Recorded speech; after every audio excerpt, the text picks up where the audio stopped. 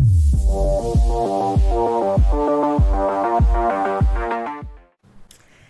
y'all, welcome back to another episode of Beyond the Scoreboard. We are, as always, so glad that you're here with us. Today we've got two pretty awesome people. Just going to give you a quick overview of who they are, why they're here. So Mo Fitzgerald, she's a former NWSL player with the Portland Thorns and current founder of Play Street Studio. And Brad Cole, who is the associate head coach of men's soccer at University of Vermont. We are going to talk today about all things soccer and all things Vermont. But before we do that, I want to turn it over to Brad and Mo so they can tell you a little bit about themselves. All right. Well, I'm Mo. As Amy mentioned, I love soccer. I founded a strategy studio in the last year. Do I reveal the nature of our relationship? I'm married to Brad. Yes. Yes, please. Okay, in separate rooms right now, though. Yeah. Yes, we are in separate rooms because technology. But yeah, I can keep going, but I think that's a good start.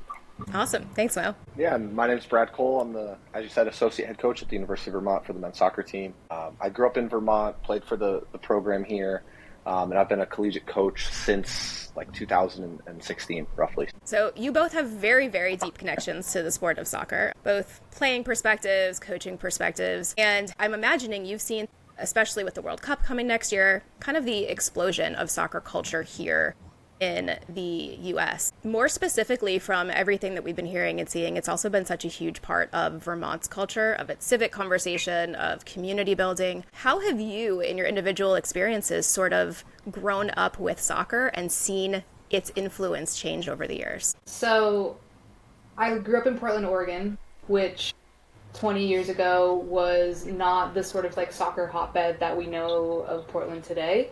When I was growing up, we had University of Portland men's and women's team under Clive Charles. The women won 2 national championships. And so I just thought like women's soccer had arrived. Like I just really thought that it was like this thriving place. And as I grew older, then we got the Timbers and we got the Thorns. And so watching Portland go through this like true evolution, becoming like a soccer city in so many ways, like starting with the college and now with the pro teams, and now being in Vermont, and I'll let Brad kind of speak to this, but I feel like I'm witnessing what I saw 10 years ago happen in Portland, happening in Vermont now.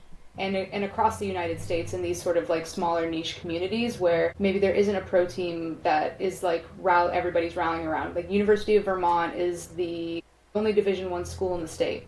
So when UVM plays anything, everybody in the state cheers for UVM. So it's kind of this like, it's a really rare situation, but not unheard of. And I think it's the perfect kind of place for soccer to grow because of the lack of professional teams. And obviously we have the Vermont Green with USL2 winning that championship. And so everything is like kind of itching and like climbing in that direction of not just being interested in soccer, but we are diehards, we are psychopaths, like we love soccer. Yeah, and I'd say like, growing up, it was definitely different. You know, I'm from Vermont. I grew up right across from the athletic facilities throughout high school, across from UVM. So I was just a UVM fan because, as Mo said, that was what I had sort of access to. So my family was, you know, season ticket holders for basketball, for hockey. Back then, I don't even think they sold soccer tickets. You could just go. So I'd go to a lot of games and was a ball boy at games and that type of thing. And for me, I honestly probably chose soccer because my mom played soccer and my older brother played soccer. I was just trying to be, you know, in my brother's footsteps a little bit and would just do what he was doing. And to be honest, I never had any high-level aspirations as a kid to do with soccer. I really enjoyed all the teams I was on and specifically the people on those teams. So some of my best friends now are all the guys that were on my team when I was like literally 10 years old. And so a lot of my interest in soccer was very community-based. And I think that holds true to a lot of people who are from Vermont. Sports is generally just seen as a community based thing, and obviously if there's success, people will rally around it, but most importantly it's just about showcasing good values and hard work and competitiveness, and that is what I've kind of gotten from the sport and what I enjoy the most about it, that aspect. Brad, have you seen, I mean, in the 10 months since y'all won a national championship, like have you seen that community, that culture just take a big next step up, as like Mo saying, like, you know, where Portland was, and you get a couple professional soccer teams there, and it just changes things. What has winning a national championship done for what you've seen with fandom in the community in Vermont? Yeah, it's been pretty crazy, because we won last December, And then we had a parade in January with more than 10,000 people at it, which was pretty cool. And then we've had a lot of just different kind of supportive events like that. But then also the USL2 team, Vermont Green, which we're also connected to, they play in our same facility and have some of our players on that team also. They won the national championship for USL2, which is the highest level that college players can play out in the summer. That kind of snowball effect has been a little bit insane. Our national championship winning team, we sold 83, I think it is, season tickets for that season. And this year we sold out at over 1,400 season tickets. Wow. And we've sold out every home game this fall. You know, people are at the games like claiming their seats before warm-ups start type thing. So, because most of the seats are general admission. So there's a lot of beyond exponential growth, I would say, in the support, and then also just like the resources that come with that. Has it trickled down into the youth leagues in the area as well? Or are there more kids who are getting involved at that level? I think so, to an extent. I think it's hard like to know exactly right now. It's something that we talked about. My goal for like being a local person would be that maybe there's an 8-year-old currently that is on our team in 10 years that like this was a big moment for them to kind of be inspired to, you know, compete at that level or represent Vermont at that level. Soccer generally, there is definitely a lot of kids that are more involved. There's definitely more fans. Are there more top players? That is what I hope will happen. But that's yet to be seen. I've got a question for you, Mo, coming at this with a women's soccer lens. So when you were in the NWSL versus even just a few years later, right, where things are standing right now, what have you sort of noticed as the evolution over the last few years in the women's sport? Yeah, I'm loving what we're seeing. Obviously the last, I would say 5 years especially, maybe even like 2 to 3 if we want to get specific, have felt like, to Brad's point, this exponential growth moment where for so long women's sports had been sort of positioned as a charity and something that we should do because it's the right thing. And now there's a real business case and there's evidence for that business case. And so I went to University of Oregon, and when I was done playing there, I had no aspirations to go pro because some of my teammates had gone pro, and I'm going to use air quotes for pro because they got drafted and then they go play with the team. And they're having to pay for their own hotel rooms, their own transportation. They're having to practice in like city parks or high school fields. And it overwhelmingly, all I heard was that the coaches are bad. Like, it's not good coaching. So there was no real aspiration. Like, there had been multiple leagues attempted prior and didn't work out.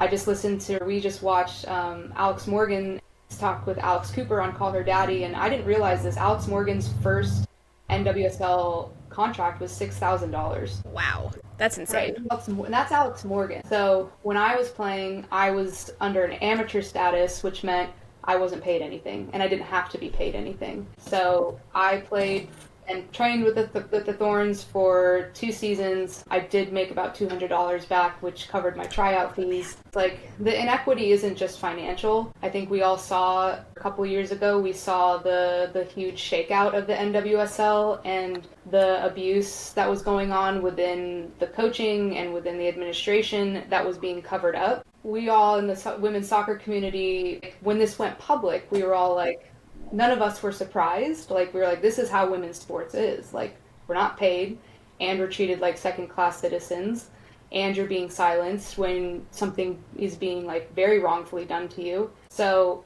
I'm really, really happy to see the NWSL have this shakeout. I mean, we didn't have the NWSL Players Association until 2017. So if you think about, like, unions in general, like, we just had no representation, no resources. And so now it's like incredible to see, because from just a financial standpoint, there's salary minimums now, right? And we're trading players for millions, like Naomi Girma went for $1 million to Chelsea. So I think we're seeing that front, like the value of the talent and the players. And then there's also on this other side, like this emerging NIL space where maybe you're not getting financially compensated by the club, but you're able to now monetize and what I see from female athletes is like they're entrepreneurs. Like they know how to sell things and they know how to earn an extra dollar, and it's no longer, you know, the top players in the league having to deliver DoorDash to make ends meet, which is a real thing. But now it's like, okay, you're actually doing something within your sport and your professional life, and that actually ladders up. The transformation has just been insane, and the facilities and like what Portland's doing right now with the combination of the WNBA and the NWSL and making this the women's sports epicenter. And then you have Kansas City having like this female stadium, and it's like happening so fast that I don't think we'll really fully comprehend it. And the last thing I think I'll say is, like, for a long time, I just didn't know the full landscape of what was going on within women's sports when I was playing. So I was always saying to myself, well, if you were better, you would be paid. And it's taken me a decade to kind of unpack all of that and go, whoa. Like, there are a lot of things that happened that were just basically in this camp of inequity that were not because of who you are, but because of the system around you. So I'm so happy to see the system has shifted in the way that it has, and now we're centering female athletes, but not only that, mental health and those conversations and performance and rest and having it's just, the conversation is completely different. The paradigm has shifted. Like, I'm excited to see what the next 10 years looks like, really, truly, for women's sports. Brad, have you seen some of those same shifts even in your college players? Like, obviously NIL change the entire college landscape. Are the players that you're working with, do they recognize sort of what has happened in the past to get them there? Are they looking to expand in the future? Do they get involved in initiatives like Mo was just saying, prioritizing mental health and other things that have to do with the community? Yeah, I think for sure. I think like you can, everyone can always do more, but the reality is that like from when I was in college in like 2010 to now, just the generation of young people is just different, and some of that is good and some of it's bad, which is normal. The reality is like they're much better people. They're much more caring. They know how to hold others accountable, which is important in teams, but also are just like significantly more supportive and open-minded than my generation probably was. With that as a coach too, it just means you have to be a bit different. I think the old school coaching style that I grew up playing under, it was like coaches were like, hey, let's just make their life as hard as possible. That'll make them mentally tough. That'll mean they'll play well in the field. That's not really sustainable anymore. I personally see a lot of turnover with certain coaches and that are in maybe that generation that haven't moved past that thinking, because it just doesn't really work anymore, But I think what's been exciting for at least my team and how we operate is I think we're very intense, but we also like genuinely have an open door policy and care a lot about the players and have really good relationships with them. And I think it's exciting to know that you can be successful while having good values, and that resonates well with the current generation of players in college.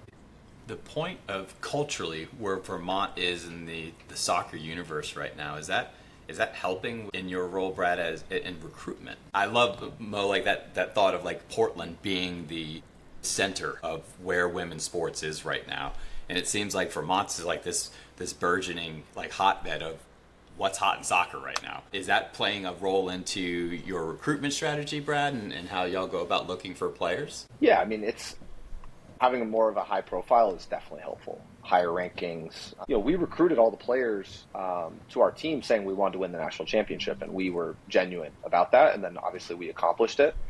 But I think a lot of people on the outside thought we were just like selling, a fake dream to sign good players.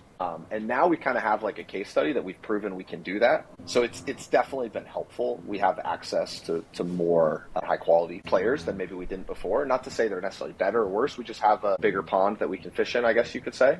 But it's also, it's not any easier. Before we were recruiting players that maybe were passed over or didn't get an opportunity, and they had a chip on their shoulder, and we could kind of like really connect with them and help them maximize their potential. And they went on to surpass maybe players who were in front of them going into college. Whereas now we're kind of sitting at the table with the best of the best, trying to get the best of the best in the moment. It's honestly probably more competitive. We probably had more people tell us no, ever after we won the national championship, but it's just because we're targeting different type of player. So it's both good, but it's been really hard at the same time. Winning national championships, a good problem to have, right? Like, exactly. Open the pool up, more people say no, because there's more people. Exactly. And I think the most important thing is that like whatever you're doing, you're just authentic to yourself. So like for us, we have a specific environment here around the team, our campus, the academic rigor. Like it takes a certain type of person to be successful with us. You know, we've gotten to where we've been at just by being like extremely blue collar, hardworking, with talent. And like as long as you always have to like maintain that identity, even if you're recruiting different players or have a certain level of success. It seems like that blueprint that you're talking about, Brad, of like just that being authentic to your community has really been at the heart of either at the team level or at the league level for female professional sports right now.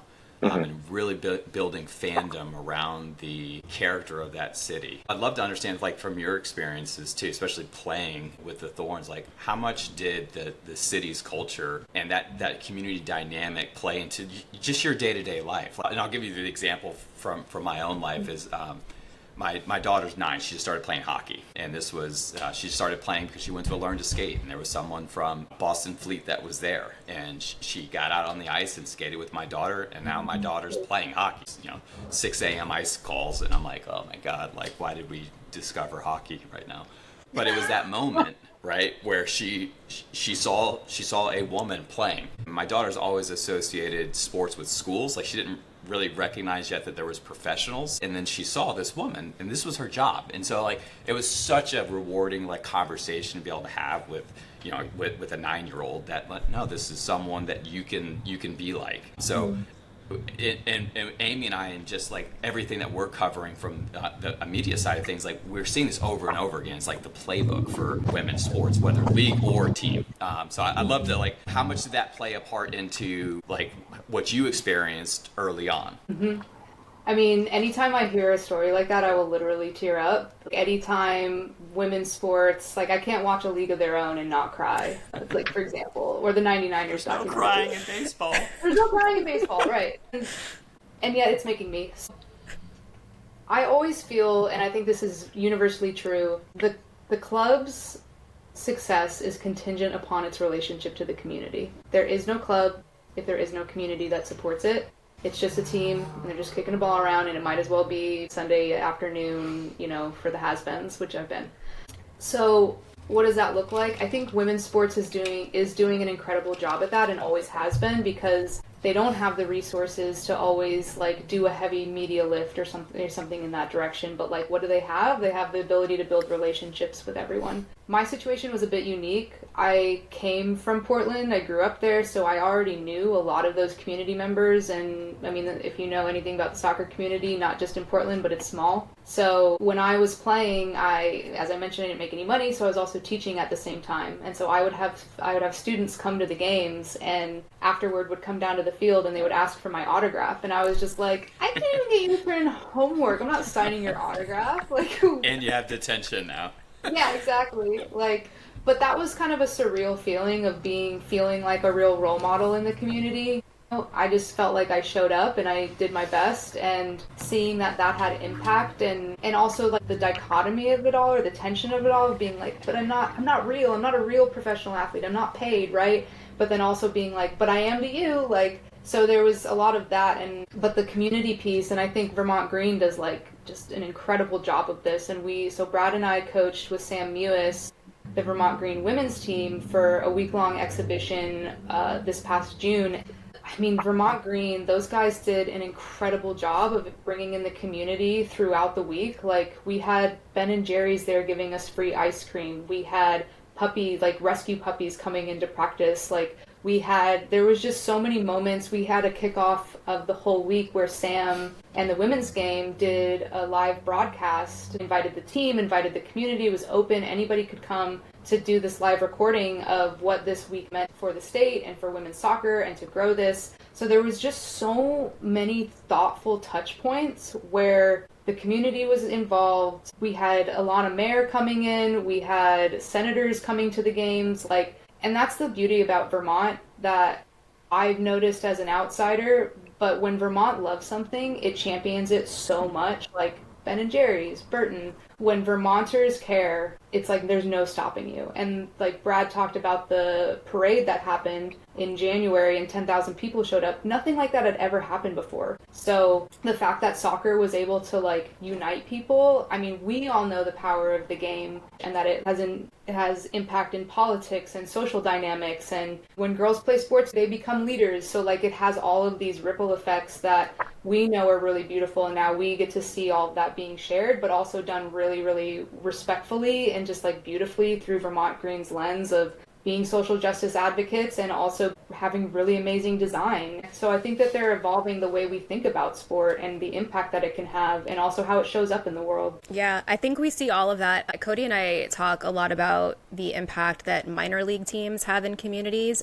because they are not necessarily the top billing, but they are such an important and embedded part of the fabric of people's everyday lives. And it sounds very much like, even though it's not at the minor league level, soccer in Vermont is that community connector. It's that thread for everyone. Absolutely. Yeah. And, I mean, Brad, you've seen it more than I have. I guess I'd be curious, was there the same sense of like soccer community growing up and now other people are coming in, or was it kind of just like not, it was kind of bubbling and starting to build, but there wasn't like a super strong community yet? Yeah, it's hard for me to answer because I was like right in the middle of it. So to me, it was like, oh, there's so much. But the reality is probably nothing.